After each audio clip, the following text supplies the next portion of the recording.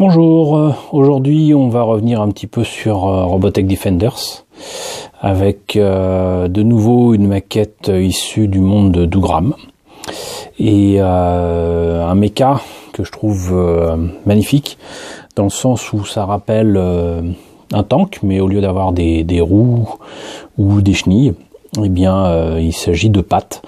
Et puis 6 pattes tant qu'à faire, donc c'est pas mal du tout. L'engin doit être suffisamment, comment dirais-je, imposant pour que il prenne autant de place alors qu'il est au 1,72. Il s'agit encore une fois, je le rappelle, d'un kit issu de la gamme Dougram japonaise, reprise par Revell et CJ en France sous le terme de Robotech, et avec, comment dirais-je, des couleurs et une configuration qui est parfois un peu différente de celle de nos amis japonais. Donc là, il s'agit donc du Sandstalker, donc un engin à 6 pattes qui visiblement est supposé, d'après ce qui est écrit là, agir dans les dunes, dans le sable, dans le désert. On appréciera encore une fois le fait que Revell ait monté et peint le modèle à leur goût, avec une inspiration camouflage qui, si je ne me trompe pas, pourrait ressembler à celle des tanks de la Seconde Guerre mondiale, notamment peut-être des Panzer allemands. Et voilà, donc ça rend pas mal du tout, si ce n'est que bon, le diorama fait un peu pauvre. Ici, on a l'impression de voir du marc de café, mais moi j'apprécie parce que franchement, à l'époque, en tout cas, en 1985, il y a donc déjà 32 ans, ça m'inspirait énormément. Voilà. Donc, pour le reste, voici des photos du modèle, encore une fois monté et peint, où là on voit il y a non pas une mais 2 tourelles, c'est-à-dire que sur le corps principal il y a une première tourelle et une deuxième avec le canon et j'imagine l'arme principale.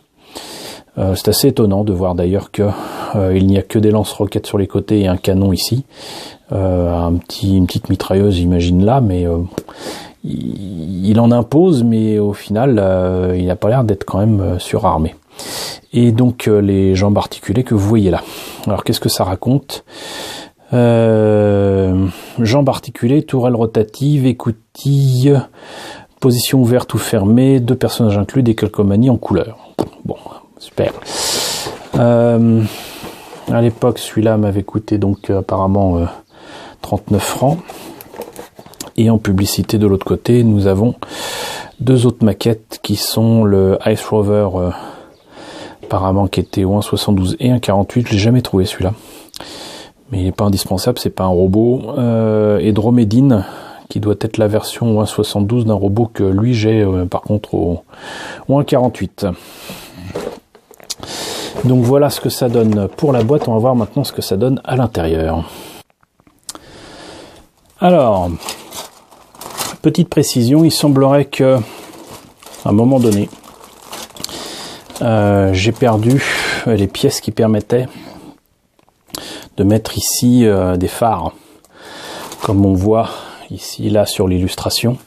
C'est d'autant plus dommage que les phares en question présentent le même genre de détails qu'on peut voir sur des phares de voiture, donc avec des petits traits ou des petites formes.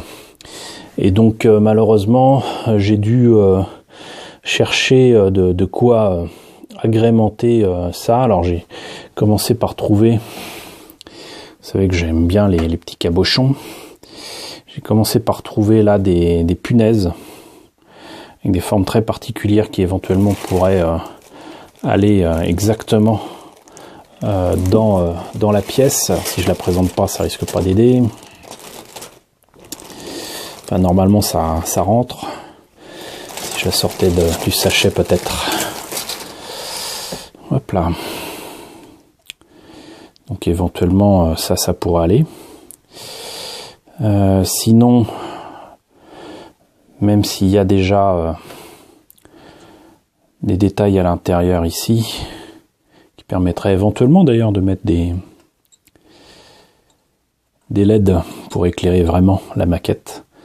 Si je mets ceci et que je mets ici par exemple ce cabochon comme ceci, Ça peut rendre pas mal non plus.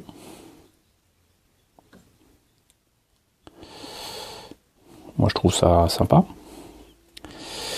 Mais si on enlève aussi donc ces petits détails, vous voyez là ça fait un petit peu irisé. Hop, je l'enlève.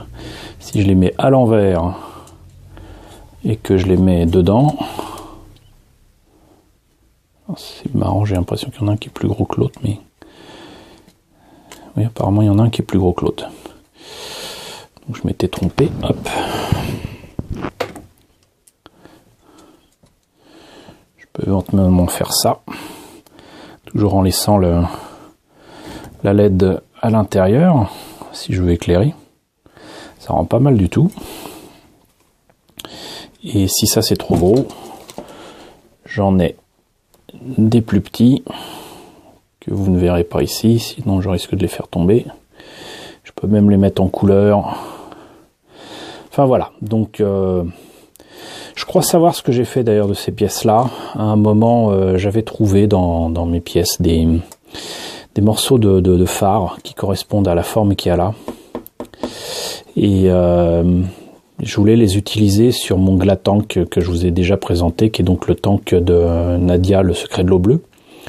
Et je pense que ça finit là, mais je me rappelle pas les avoir utilisés pour le Glatan, donc il est possible que ça traîne encore quelque part, j'espère. J'en profite d'ailleurs pour vous montrer ici un petit détail que j'apprécie énormément, quoique c'est un peu dangereux d'avoir une pièce pareille, c'est que non seulement il n'y a pas besoin de monter le canon sur cette pièce là, mais en plus de ça, je sais pas si c'est visible, sans être totalement creux, le bout du canon, il y a du creux dedans, donc il n'y a pas besoin de percer ou de peindre pour faire croire qu'il y a un trou. Je remarque aussi que là, cette partie là me rappelle énormément les tanks de Warhammer 40 000 pour la forme. Et éventuellement aussi la forme des tanks de la Première Guerre mondiale, mais en plus trapu, quoi. C'est-à-dire que les tanks de la Première Guerre mondiale, ça aurait été un petit peu plus effilé. Mais voilà, il y a des petites ressemblances. Sinon, on va peut-être revenir sur ce qu'on fait d'habitude, à savoir la notice. Ah, encore des trucs qui tombent. Mes petits choix de phares qui s'en vont. Donc les pièces en présence, 1,72, comme il y a des parties articulées, il y a des polycaps, 2 personnages, un pour le tank et un autre pour dehors. Il se fera écraser.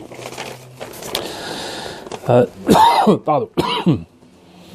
Les pattes à construire et à monter donc à l'ancienne, encore une fois, toujours pareil, 2 pièces, et donc ça veut dire beaucoup de ponçage et d'efforts pour relier les 2 pièces et faire oublier les jointures. Donc effectivement là le canon toujours pareil en 2 pièces, là ça aussi ça va être une joie, sont pareils pour faire oublier la jointure.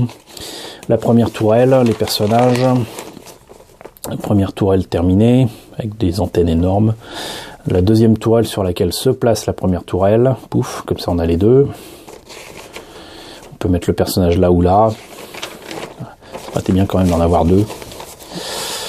Donc là, les pieds avec des articulations qui m'ont l'air quand même un peu fragiles pour la première partie du corps principal du mecha. Une fois que c'est fait, apparemment on indique qu'il vaut mieux mettre les décalcos avant. Je m'y risquerai pas. Là, l'autre partie du corps, le reste des pattes par 6. Les protège-genoux, on va dire. Les pieds, enfin. Les lance-roquettes.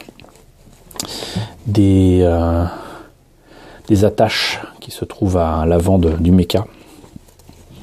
Et enfin les pièces qui me manquent et qui sont donc les parties transparentes que je n'ai pas ici. Voilà, et ça donne ça avec les conseils de camouflage, avec des dessins qui sont visiblement originaux.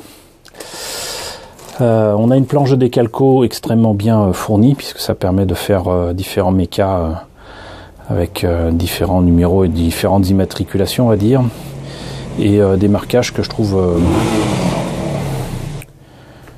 assez cool. Désolé, d'habitude il n'y a pas de bruit dans mon coin, mais là, visiblement, ils ont décidé de faire la fête. Donc, des pièces monochromes qui prouvent que si ce n'est pas, en tout cas pour le désert, c'est un engin en tout cas qui est fait pour être marron.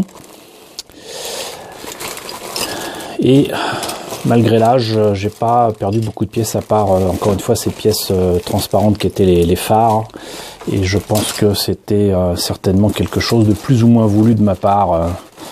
Certainement dans l'idée de remplacer ça par autre chose. Je vais en profiter d'ailleurs pour mettre immédiatement mes petits cabochons choisis pour remplacer les phares à l'intérieur. Hop, voilà, comme ça se perdra pas. Voilà, c'était la présentation de Sandstalker, donc une maquette Robotech Defenders qui est issue de Dougram. J'espère que cette présentation vous a plu. N'hésitez pas à me dire ce que vous en pensez dans la section commentaires, comme d'habitude. N'hésitez pas à liker, n'hésitez pas à partager, n'hésitez pas à vous abonner si ce n'est pas déjà fait. Je vous retrouve très bientôt pour une nouvelle présentation de maquette Robotech.